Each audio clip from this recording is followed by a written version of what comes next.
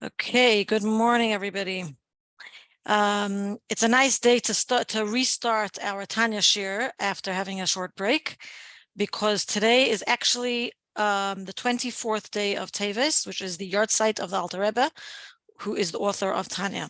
So it's interesting to note that at the end of his life, the Alter Rebbe was actually on the run from Napoleon, because he had a very different view than other current tzaddikim of the time, that he felt that Napoleon would have been good for the physical needs of the Jewish nation, but he felt that it would have a detrimental effect on the spirituality of the Jews, and therefore he opposed Napoleon. Napoleon was very, very curious. I'm not going to go into a lot of detail because we're going to learn Tanya, but Napoleon was very, very curious about the Alter Rebbe and tried his utmost to actually find the Alter Rebbe and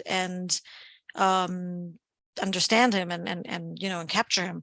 So therefore, for the last part of the Alter Rebbe's life, he was actually on the run, and because of this running away from Napoleon, he actually became ill. He was probably running through freezing conditions and not such good physical conditions, and he landed up in a city called Haditch, where on the 24th of Teves he passed away. So it's very appropriate that we are actually learning Tanya today on this very auspicious date of the 24th of Teves. So we're actually going to cover chapter 10 today of Tanya, but I'd like to just do a little recap so that everybody knows why we're learning chapter 10, because chapter 10 we're actually going to learn about a tzaddik. And it's interesting because Tanya is actually called Sefer Shel Beinonim, the book of, well, it's recently being translated as the in-betweeners, right? But we actually know that the translation of Tanya of Beinoni is something different, which we're going to get to in a minute. But it was not a book written for tzaddikim or for the purpose of us becoming tzaddikim. In fact, before the Alter Rebbe wrote to the Tanya, he actually did write a sefer called Sefer Shel Tzaddikim, and his colleague, the Shpoler Zayda, said to him, the world cannot tolerate such a sefer. And eventually it was actually accidentally burnt in a fire. And the Alter Rebbe started writing Sefer Shel Beinonim, which was a practical guide for people to grow in their Avodas Hashem for every single person. So what's interesting is that we're going to learn in this chapter about the tzaddik. The reason being is because even though we don't have to aspire to become tzaddikim, and we're going to recap what exactly is the difference between a tzaddik or a Beinoni or a Rasha. We don't have to aspire to become a tzaddik. However, we can still learn from that tzaddik. We can still connect ourselves to the tzaddik and learn from his ways.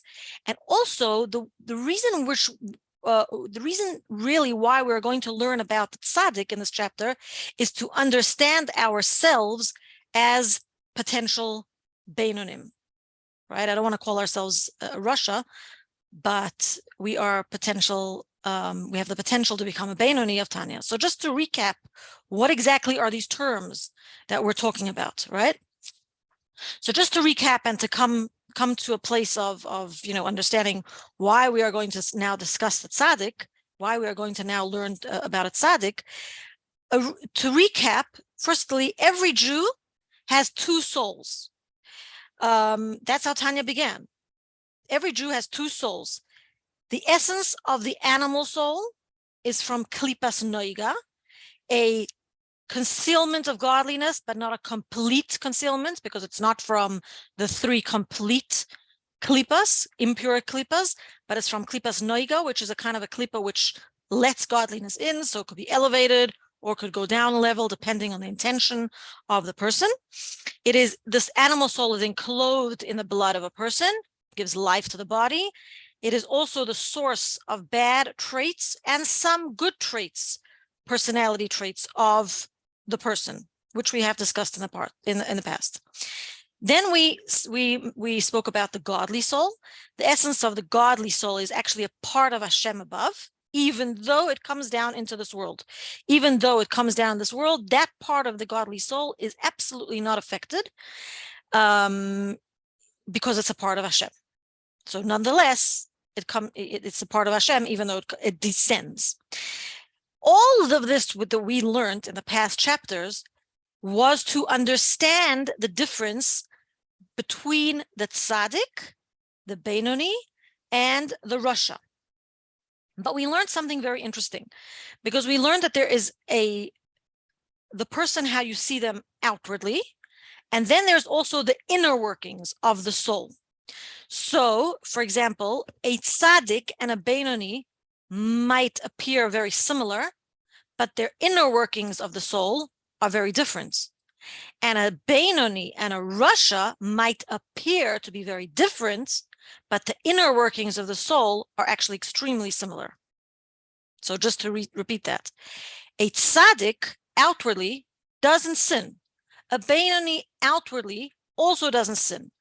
However, a tzaddik, and we're going to learn how that actually works in this chapter, a tzaddik has completely transformed his animalistic desires for pleasure, for sinning. He doesn't have at all a desire for sinning. He has a love, a complete or incomplete, as we're going to learn in this chapter, love for Hashem, which precludes sinning.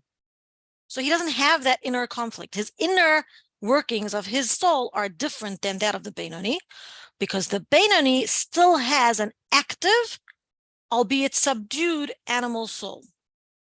The animal soul in the Beinoni has not become transformed, is not in complete harmony with the will of Hashem. The expression of the animal soul, meaning the behavior of the Beinoni, is very similar to that of the tzaddik, in that he does not sin. There is not even sin, not even in thought, deed, and action. Thought, speech, and action, sorry. So there doesn't exist the possibility of sin. He's not even very conflicted. We're going to get to him a little bit later. However, his animal soul is still there, has not been transformed, has been subdued, but is still quite active with involuntary thoughts, but he pushes them away quite quickly and is not conflicted. So that's why the Beinoni and the tzaddik look similar, but their inner workings of the soul are very different. Whereas the Rasha sins. The Rasha sins. The evil person sins. He sins outwardly. He has desire to sin. He sins in thought, speech, and action. His behavior is sinful. And we'll discuss in next chapter, there are also different kinds of Rashaim. Some sin less, some sin more, some feel more remorse, some feel less remorse. But if the possibility of sin exists, then the person is considered to be a Rasha.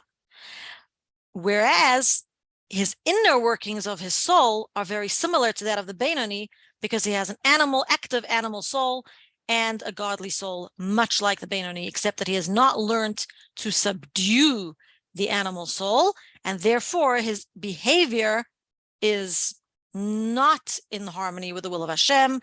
His behavior is in harmony more with the animal soul.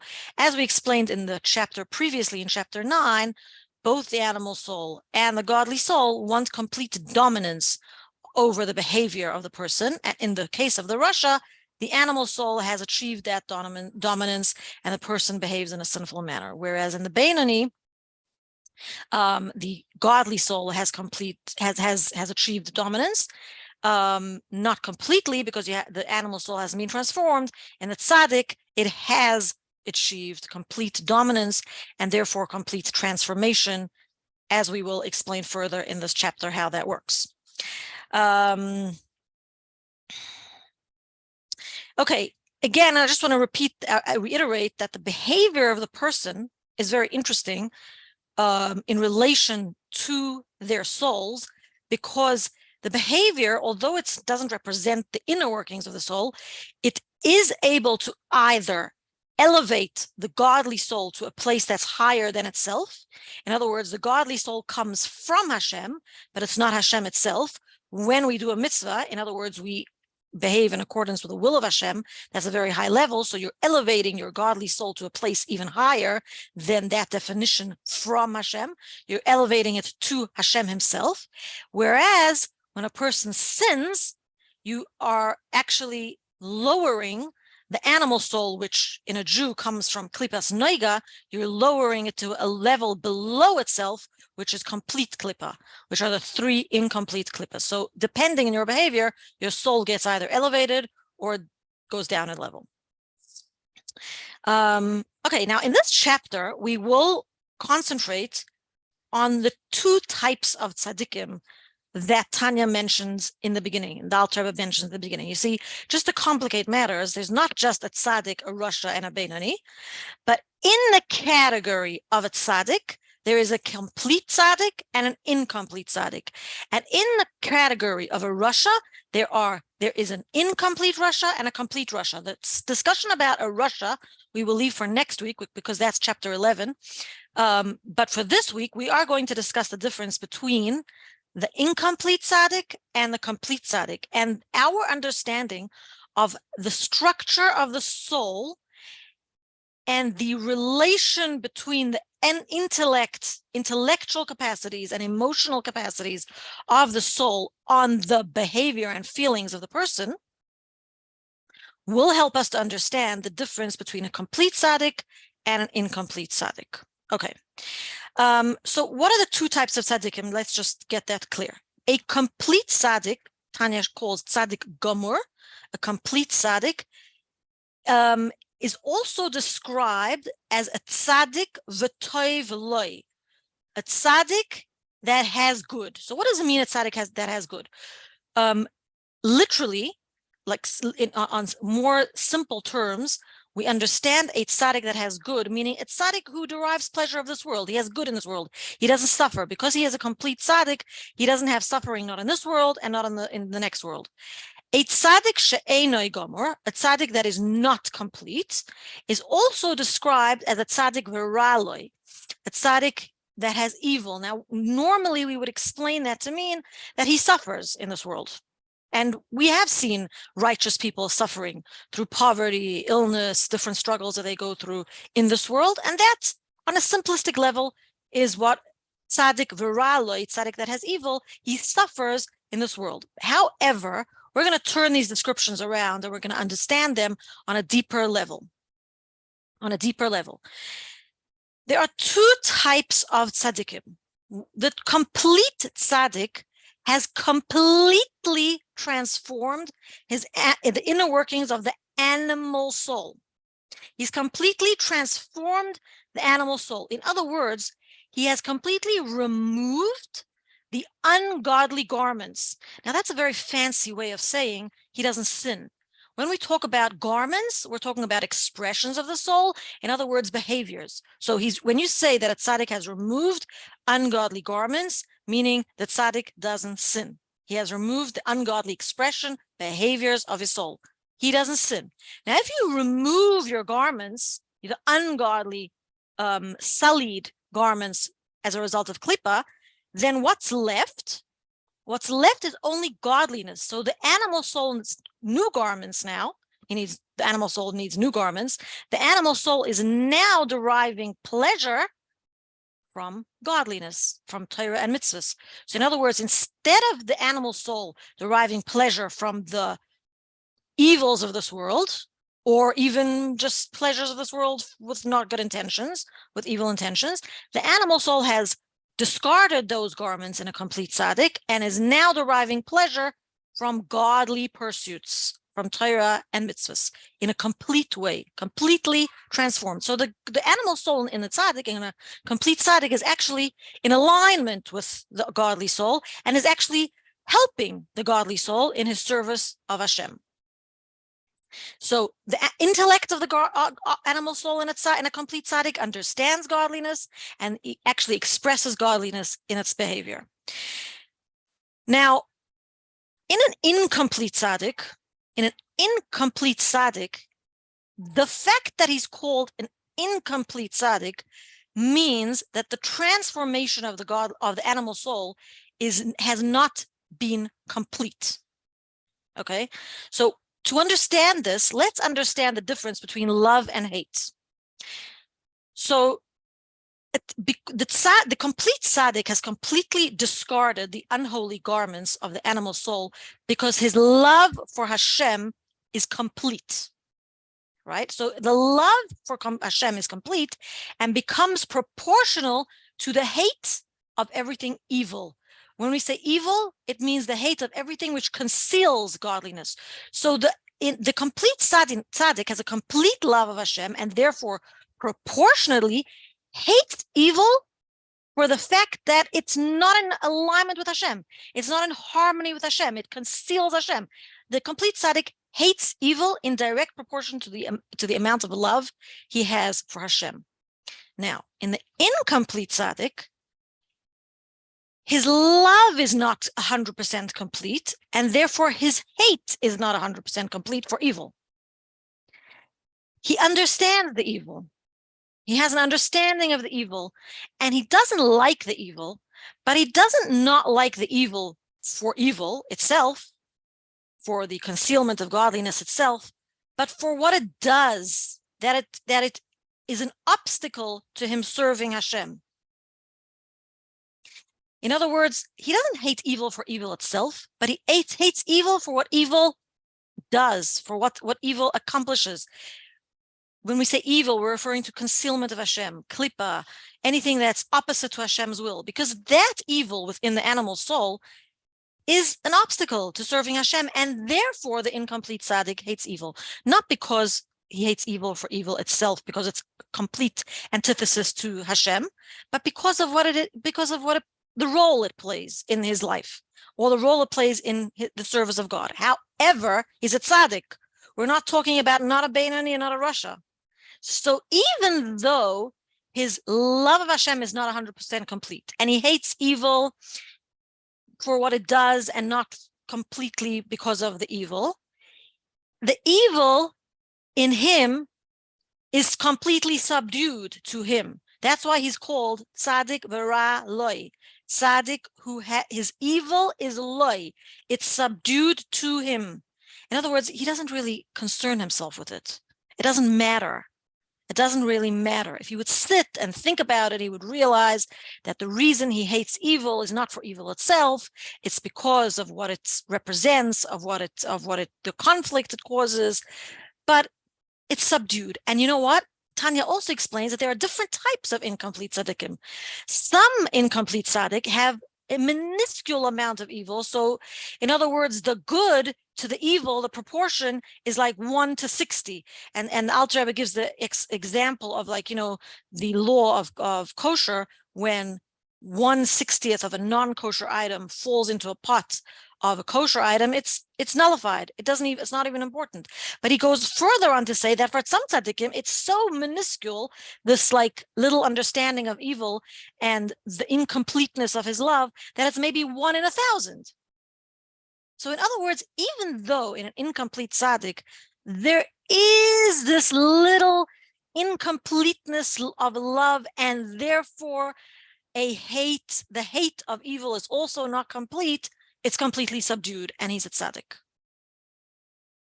It's completely subdued, and he's a tzaddik. In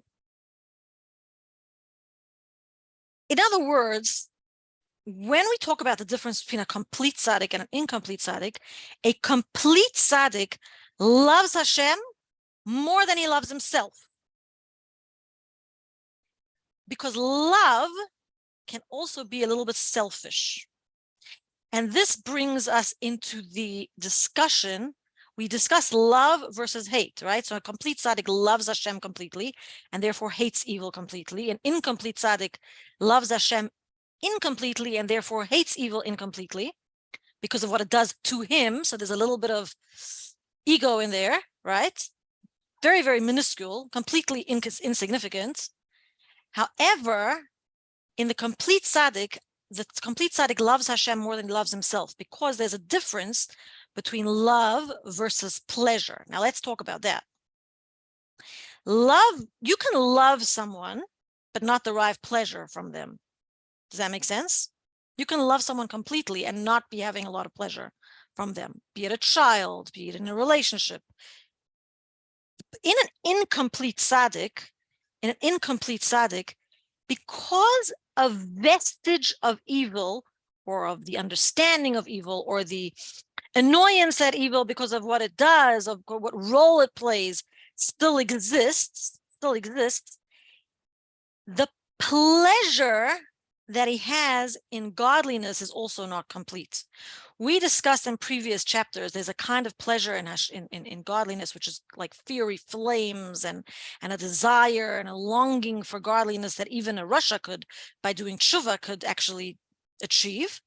But in a tzaddik, the complete love that a complete tzaddik feels is called the love of pleasures, avas hatanugim, a love of pleasure in godliness that's completely complete, right? So a complete tzaddik doesn't have any selfish pleasure. A complete tzaddik takes complete pleasure in Hashem itself. In other words, in an incomplete tzaddik, the pleasure is for the enjoyment that the tzaddik has for doing Torah mitzvahs, but it's still himself. In a complete tzaddik, his pleasure is completely for the sake of Hashem, and not for what benefits it brings to him. Now, just remember also, we're talking about tzaddikim, so we don't necessarily have to achieve that level. But just to give an example, I'll give an example. Let's say an incomplete tzaddik versus a complete tzaddik is eating, right? A complete tzaddik feels the pleasure of godliness in the food. Godliness. He doesn't feel physical sensations of pleasure. An incomplete tzaddik actually does also not derive pleasure from the food. That's potential beinonim, or you could have kavanah for eating healthy or whatever the case is. A beinoni, an incomplete tzaddik, he just eats. He doesn't have pleasure in the food, but he also doesn't have pleasure in the godliness in the food. He just eats because he has to serve Hashem. And he has to be alive, and he has to serve Hashem. So there's no pleasure in godliness. An incomplete and a complete tzaddik has completely transformed that. So desire of pleasures actually is an unclean garment of the animal soul. A complete tzaddik has transformed that. He's removed that garment. And therefore feels complete pleasure in godliness. And he despises unholiness because it's unholy, not because of the role it plays. So in an incomplete tzaddik, the love in the animal soul has transformed, but not the pleasure. So there's a difference between love and pleasure. So the love of Hashem, his love of Hashem is complete. In a tzaddik, a love of Hashem is complete as a result of his intellect, affecting his emotions. It's complete. But in an incomplete tzaddik, the pleasure in godliness remains incomplete, and the fact that he despises unholiness is also not completely because of Hashem, but because of the role it plays. Okay. Tzaddikim also have been referred to with a different title that the Alter Rebbe tells us in this chapter, called B'nai Aliyah, sons of ascent. Okay, actually, in Gemara we read Rabbi Shimon Bar Yochai, who was a complete tzaddik. He referred to tzaddikim as B'nai Aliyah, and also just another little small detail that complete tzaddik are few and far between. Hashem spread them out in the generations, and it is our role to connect ourselves to those tzaddikim. But there are different types of tzaddikim, and they are also very few in the generations. That's just a side point. However, Rabbi Shimon Bar Yochai called tzaddikim with the name B'nai Aliyah, which is interesting. Why are they called the sons of ascent, tzaddikim, whether they are complete or incomplete? Because they convert the evil and make it ascend to holiness. Now, what's the point of this, actually? The point of this is for the reciprocal reaction in Hashem. And that's the whole point of being a tzaddik, and the whole point of us striving to be in Beinoni and our service of Hashem. When a tzaddik converts the evil, transforms the evil within his animal soul, completely or incompletely, and elevates it to godliness, what happens then is that it causes a reciprocation from Hashem, and Hashem's Shechina descends into this world. That's why they're called B'nai Aliyah. They cause the holiness they cause the evil, to ascend, and in return, the holiness of Hashem descends into this world, making this world a dwelling place for Hashem. That's the reaction. Now, a complete tzaddik, in other words, does not serve Hashem in order to quench his thirst. You know, when a person, for example, we discussed previously, when a person sins and he feels very distant from Hashem, he feels like he's far from Hashem, so he wants to become closer. He feels thirsty. He's in a desert and he wants to, and therefore he's looking for water and looking for water. He wants to quench his thirst. A tzaddik is not serving God because he wants to quench his thirst, but he serves Hashem purely for the sake of Hashem, for Hashem's purpose in elevating this world. He is a help to Hashem. He becomes a vehicle. We mentioned last chapter, that there are different ways of subjugating the animal soul. You could actually just make the animal soul obey the directives of the godly soul. You can make the animal soul submit to the will of the godly soul. So in other words, the animal soul still has a will of its own, but it's kind of submitting to the will of the godly soul. And the animal soul can also become a vehicle to the will of Hashem, which is the ideal, which means that he doesn't have any ego whatsoever. In a complete tzaddik, that he is completely a vehicle to the will of Hashem. In other words, he's not looking to quench any thirst or quench any desires. He is purely looking to fulfill Hashem's desire, which is to make this world a dwelling place for himself. And Tanya ends the Alter Rebbe ends this chapter with the very nice example of a tzaddik. A tzaddik loves Hashem, which and gives an example we get to relate to in the manner of a child who loves his parent more than himself. In other words, he serves his parents. He exerts himself more for his parents than he exerts himself for himself, and he's even ready to sacrifice his life for his parents. In other words, it's an altruistic desire to please Hashem and make his presence felt everywhere versus a selfish desire. So we've discussed the tzaddik for the purpose of understanding ourselves, because when we serve Hashem, and there's nothing wrong with it, by the way, nothing wrong with it, don't get me wrong, we have a certain selfishness. We want to get closer to Hashem. We want to bring Hashem. We are enjoying, we're deriving pleasure. The animal soul feels pleasure. It's a good feeling, right? But we're not really thinking our love for Hashem may be a little bit of a selfish love. Love contains a certain selfish component. Whereas in a complete tzaddik, the love that he feels for Hashem is selfless. It's altruistic. He loves Hashem more than he loves himself. And in the next chapter, we're going to see the different categories of a Rasha. Sometimes we have a Rasha that's completely evil, and sometimes we have a Rasha that actually majority of the time does mitzvahs, but still has the capacity to sin, and therefore it's considered a Rasha, and we will learn how that becomes transformed, etc. So this was chapter 10 in a nutshell. Are there any questions, commentaries? You have to unmute yourself if so.